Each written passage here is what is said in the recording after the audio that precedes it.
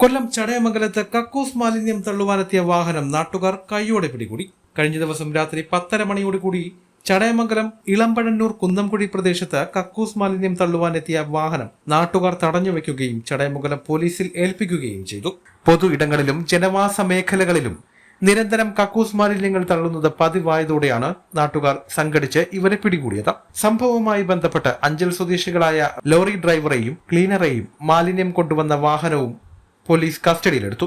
ദിവസങ്ങൾക്ക് മുമ്പ് ചടയമംഗലം കാരാളിക്കോണും സമാനമായ രീതിയിൽ മാലിന്യം നിക്ഷേപിച്ചതും ഇതേ സംഘമാണെന്നും നാട്ടുകാർ പറയുന്നു.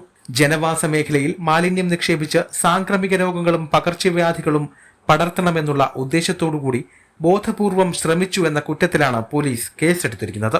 News diary Keralam, Chadayamangalam.